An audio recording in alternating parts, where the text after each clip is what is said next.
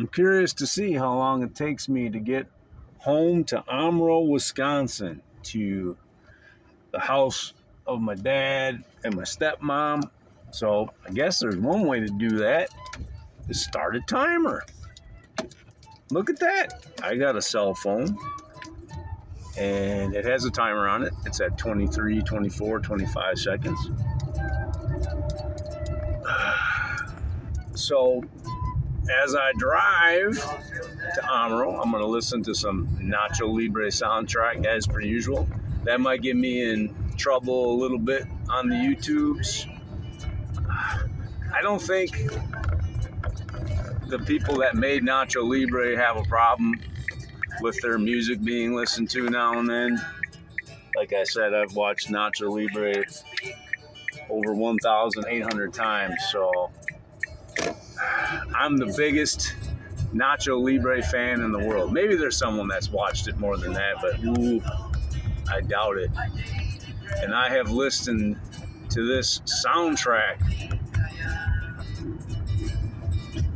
to the point where the disc needs to be probably replaced. And my darling wife looked to see, okay, my husband needs a spare Nacho Libre soundtrack compact disc. How much does it cost? They're not very easy to find because, well, there's not a lot of high demand for Nacho Libre soundtrack, that's for sure. So,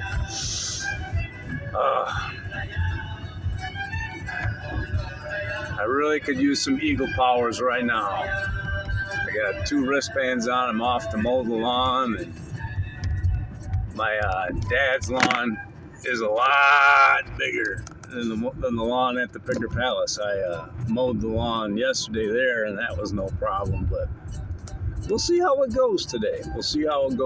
Mowing the lawn. I could set a timer and see how long it takes me to mow that lawn too, but hopefully I get it done in under an hour using some eagle powers. Now, one of the things that I want to do today is make this really long, rambly video kind of as a litmus test to, well, how's my brain working today? You know, I got up early.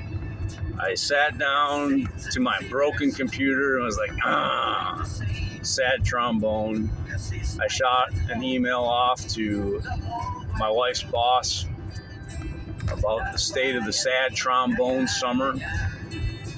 And then I went downstairs to use my other computer to kind of look up a few things, because knowledge is power. I wanted to have a few things in my head before I have a talk with my dad and stepmom today to try to be helpful. You know, they're coming into some challenges of their own. Like, it has been the most challenging summer ever for myself. And it seems like everybody around me, not to, you know, saying, hey, I'm the center of the universe, but legend has it that Mrgrrr is cursed. The Tennessee curse? I don't know. Like, we'll see. So, I've been thinking a lot about my dad, probably more than anybody else this last couple of weeks, because my dad, for 99% of his life, has been a strong and terrifying presence in the world. You know, it looks like there's an accident there, so let's be careful. Head on the swivel. So, got a lot of red lights blinking there in the background, so I hope everybody's okay. But the thing that really kind of alarmed me was a couple of years ago now, I think, when I went to work out with my dad at Mrgrrr Iron.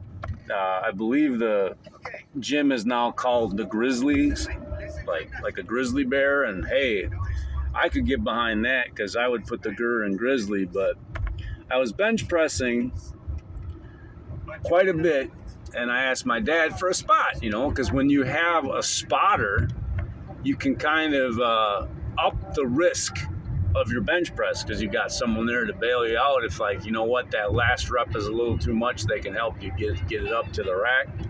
So, and I thought it'd be cool, you know, like for Dad to have the life of his son in his hands, you know, a feel good moment. But yeah, when I was doing the bench press, and I went for one more than I should have, and I knew it, you know. But hey, you know what? I want my dad to feel good about, you know, like, hey, lifting that weight off me. He couldn't lift it, so it turned out to be not a very good moment for both of us. It was a little bit embarrassing for both of us. One, me, because I couldn't finish the rep, and two, because Dad couldn't, you know, save his son from being crushed under the weight. But I kind of wiggled my way out of it. And, you know, I got hurt a little bit, but nothing too bad. But that made me very alarmed that, okay, you know, I was probably pushing up with 80 to 90% force on that weight, and that meant that Dad could not lift 20 to 10% of that weight off of me. And yeah, so that really kind of struck a nerve with me, and it was kind of the beginning of this very rapid decline in the superpowers of my dad. You know, like, there has been some terrible jokes over the years about Christopher Reeve. You know, after, you know, Christopher Reeve became paralyzed, man, they held nothing back, saying, oh, what did Superman have for breakfast? Kryptonite, by the looks of it, you know, because Christopher Reeve was Superman, and then, you know, he got in that accident riding a horse and became paralyzed. I was a big fan of Christopher Reeve and tuned into everything he had to say about, you know, life after, you know, becoming someone that needed others basically just to exist. If you think about it, we all need other people in a way to exist, but some more than others. So Christopher Reeve was awesome. There's been a lot of people playing Superman over the years, but in my mind, it's always going to be Christopher Reeve. I think because of the fact that he got paralyzed, and man, he was still an inspiration, and he was still strong, so strong. His character was so strong when he was in that state, still trying to make the world a better place. And that's what I need to talk to my dad about, is because he, you know, I think is really down that the image of him being the guy that can walk 20,000 steps when he's going near on 80 years old, and going to the gym every day and lifting. And that's his identity, but that's not all he is. Strength comes from within. Strength isn't about muscles. The muscle that you are remembered for after you're gone is not your biceps, not your glutes. Well, maybe if you're Kim Kardashian, but the muscle that you're remembered for is the heart. And my dad really needs to embrace that and be a positive influence on his family and the world, you know, as he comes to the point where he isn't going to be able to impress anybody with how many, you know, dumbbell curls he can do anymore, or how many miles he walks a day, or how many thousands of hours he has on his rowing machine in his man cave. He's got a wicked cool rowing machine. It's going to be tempting to ask him for that if he doesn't want it, because I think Gabe might really dig on that rowing machine. And if there's anybody that needs exercise, it's my dear Gabino.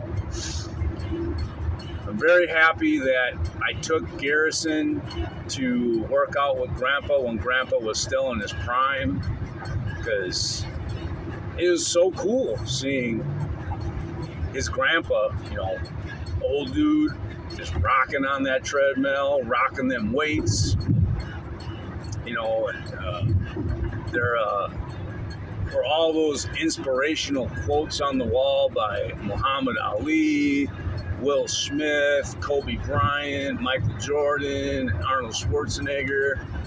And I really thought Dad should have one on there too. And his quote should be, "Son, you're so lazy, taking a good poop would kill you." Best motivational speech ever. Changed my life forever. Will I give that speech to my son someday? No. Like I'm gonna let Garrison become his own man. The thing is, if I wanted to learn something from my dad, I would ask, and he would teach me. That's kind of the bond that we have. If I needed something, I say, "Hey, Dad, my laptop broke," or "Dad, hey, my wife's car got crushed." If I asked my dad for a new computer or a new minivan for my wife, he'd give it to me like that. But part of the discipline is being able to know what you want and what you need in life. I got another computer. We have this car. It's working. We do not need another vehicle in the family. Might be nice. That's the want versus need thing. So when Garrison needs something, I will give it to him. When he wants something, he's gonna earn it. That's kind of the way I was taught, and I think that's the way it should be. So now here's the thing, like my dad has not spent a whole lot of time with Gabriel and Garrison, and I really, really wanted my dad to take Garrison fishing a couple of times. So hopefully my dad bounces back, he's got physical therapy and he gets to the point where he can jump in the car and go fishing. That's not too arduous an activity. It's not lifting weights. It's not running on the treadmill. And, he can make some good memories with his grandson. Because the amount of time left in the hourglass for my dad to make memories with us as our family, it's finite. It's finite for everybody. We're all one day closer to death each and every day, but when you get to 80 and 90, and even Warren Buffett's probably going, "Man, got all these billions of dollars, but no amount of money in the world buys you more time." So I want my dad to know that I want to help him if he wants to make more memories with his grandkids. My heart is full. My dad and I, we have memories. Not all of them are good, but hey, part of who I am today, and I don't apologize to anyone for who I am today, is because of my dad. He's the original Captain America. I wear this hat and I think of him.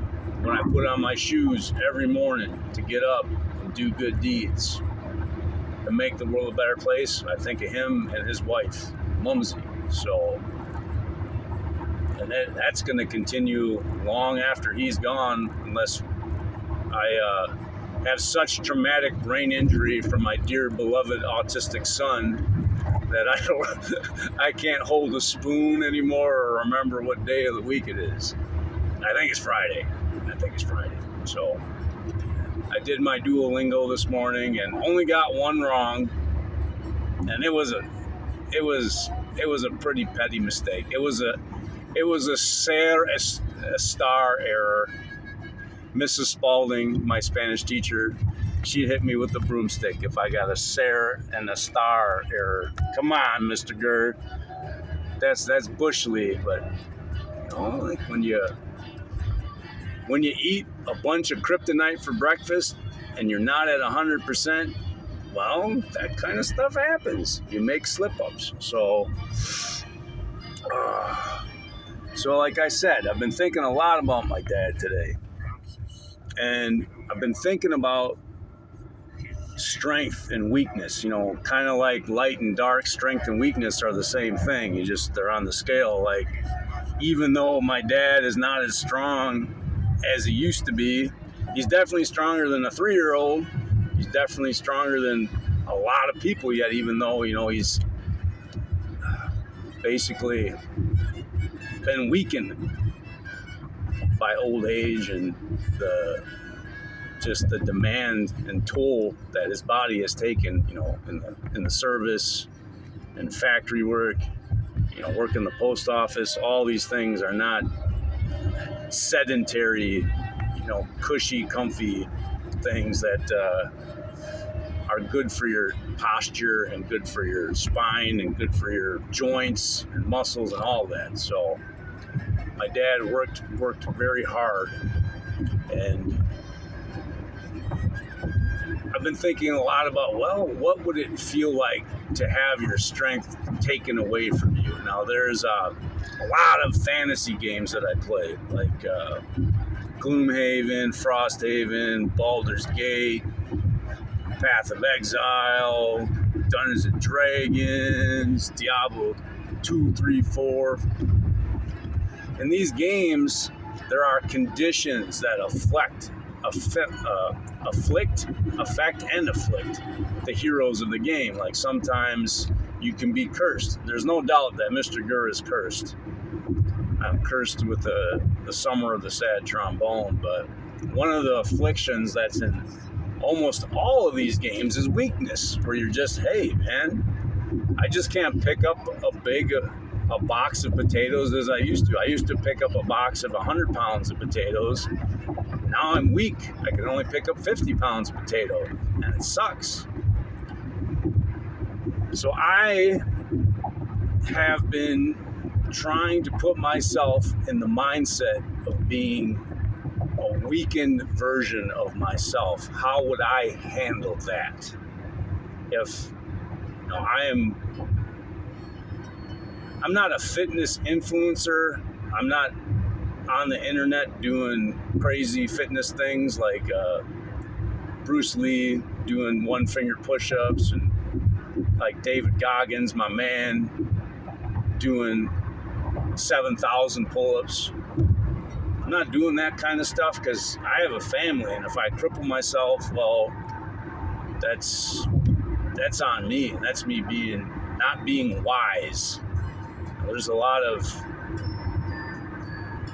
debate about how wise Mrgrrr is. Is he a wise man, or is he the king of fools? So I've just kind of imagined myself weaker. Like I could deadlift 380 pounds with ease. What if I could only deadlift half of that? How would I feel? What would that, if I went into the weight room and struggled getting 190 pounds up, how would that make me feel? Because then I kind of would know, what my dad's feeling. I like to put myself in the shoes of people that need help. And it's very hard to help people that don't want it. And my dad is not going to want help at all, because he wants to be remembered as the strong, stoic guy. He doesn't want to be remembered as the frail little old man that, needed help getting to the bathroom and sitting down on the toilet because his back muscles were so weak. It's not the saga he wants to live behind. So it's important for me to try to give my dad inner strength, to realize, hey, just because you can't deadlift 400 pounds doesn't mean you're not strong. Like Christopher Reeve on his bed. There's the same thing with the Marine, Bob Lace, that was the Grand Marshal of the parade, 80 years old, and he's not fighting any battles anymore. He's not doing his push-ups. But he still was strong because he was the Grand Marshal of the parade and inspired people. So I'm hoping that we can find a way for Dad to still feel like, you know what? I make a difference and I'm strong. Like getting him out to the lake with Garrison in a fishing pole, teaching him how to fish. Oh, that could be just what the doctor ordered. So, time to open up a new chapter for my dad. I'm going to be making this drive to Amarillo a lot now. That's for sure. Like I talked to my brother about, how we can, as the kids, make sure to touch base with the folks as much as we need to. Like we got Bree will come here, my sister, the doctor, very useful occupation to have in the family toolbox. Bryce and I are big and strong and can help move things around. So if my dad and my stepmom want to stay in their house, it's a beautifully decorated, dark, atmospheric, wicked cool place. Don't get me wrong. Like my stepmom knows how to decorate. That house is freaking cool, but it's a death trap. It's a death trap. Like, there's so many things that can basically be a career ender now for my stepmom and my dad if there's a bad tumble. So we need to redecorate. Let's call it that. Move some of the old stuff out, spend some money, make it a new, beautiful, maybe brighter place that's more open, more airy, and safer for my dad and my stepmom toddling about and on with their walkers, because they're going to need help walking probably for the rest of their days now. There's been way too many falls in the last year for the people that I care about. My mom, I got my first YouTube strike showing the emotional damage that my mom took to her head in the emergency room. Like, apparently that wound was too graphic for YouTube, and I respect YouTube's decision. I just wanted to show my mom what strength was and what courage was. There's a lot of strength in my family, and strength of character. And that's what Dad needs to worry about now, is leaving that character behind. He's a good guy. He's just dealing with 10 times the sad trombone that I am. That's for sure. I lost the car. I lost the computer. Losing your superpowers sucks. If I bonked my head or lost the ability to think, thinking is my superpower. It's not pull-ups, it's not burpees, it's not making board games. It's ability to think. As long as I have the ability to think, I think I'll be okay. But, we are in Amarillo now. It's 23 minutes and 28 seconds. You never, ever go over the speed limit in Amarillo. Like, the speed limit drops to 25 right now. I am going 24 for Jack Bauer. When I was young, the cops in Amarillo gave me, as a teenager, a ticket for running a stop sign on a bicycle on a back street in Amarillo. So the cops of Amarillo have a reputation of, hey, if you have a traffic infraction, you're going to pay us a ticket. Okay. My dad has a reputation, and I want him to be remembered as a strong man. So I'm going to help him with that